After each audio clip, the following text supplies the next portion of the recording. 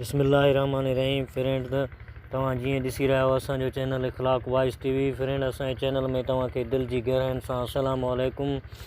Friend दुआ आहे परवरदिगार खां तव्हां सदाईं ख़ुशि हूंदा, आबाद हूंदा, अल्लाह तव्हांखे हर मुसीबत खां पनाह में रखे। फ्रेंड अॼु जो असांजो मौज़ू आहे हिकु जानवरनि जी कहाणी आहे, ख़ूबसूरत कहाणी आहे। फ्रेंड अगरि तव्हांखे सुठो लॻे त असांजे चैनल खे, असांजे वीडियो खे लाइक कयो ऐं चैनल खे सब्सक्राइब कयो ऐं बेल आइकन खे ऑल कयो त जीअं तव्हां वटि हर नएं वीडियो जी नोटिफिकेशन पहुची वञे। फ्रेंड अॼु जो मौज़ू आहे गिदड़ ऐं पोड़ी। हिकिड़ी पोड़ी हूंदी हुई जंहिंखे औलाद कोन हो।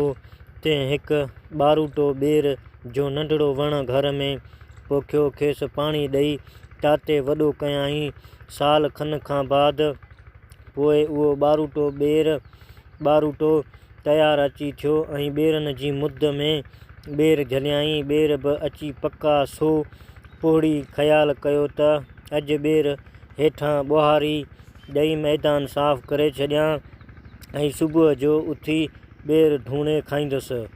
उन्हीअ राति हिकिड़ो बुखियो गिदड़ शिकार जे ॻोल्हा में उतां अची लंघियो त संदसि नज़र उन पकल ॿेर ते वञी पयसि।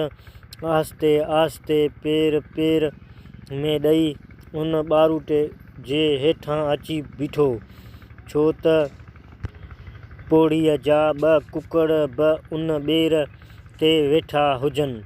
पोइ त गिदड़ लाइ ईद थी वई। गिदड़ यकदमि ॾंदनि सां खड़क खड़क कई त कुकड़ टां टां करे अची पेरनि में पयसि। कुकड़ खाई वरी अची ॿेरनि खे लॻो। जॾहिं ॿेर खाई ढो कयाईं तॾहिं हंगण जो ख़्यालु थियसि। गिदड़ हमेशह कंहिं न कंहिं ठिकर भितर ते मथां जाइ ते हंगंदो आहे। सो हेॾां होॾां ॾिठाई त चुल्ह जे भर में तओ उभो पयल नज़र आयसि। उन ते हंगी हलियो वियो। सुबुह जो पोड़ी उथी ॾिसे त कुकड़नि जा खंभ पिया आहिनि ऐं ॿेर बि सभु खाधा पिया आहिनि।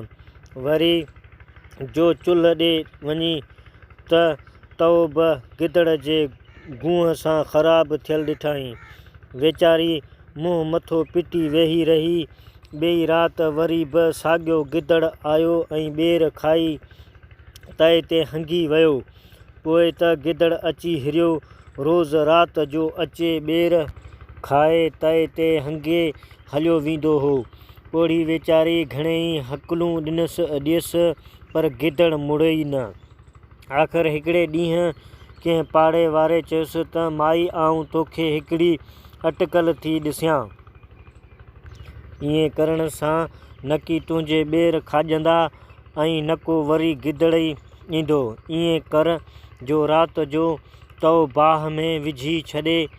जॾहिं तपी ॻाढ़ो थिए तॾहिं उन खे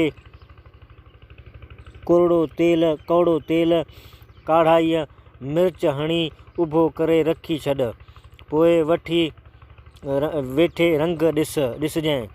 उन्हीअ राति पोड़ी उन माईअ जी चवण मूजिबि सभु सरांझामाई करे छॾी। कुझु देरि खां पोइ गिदड़ आयो ऐं ॿेर खाई हंगण जो ख़्याल सां तए ॾांहुं रुख़ रखियाईं।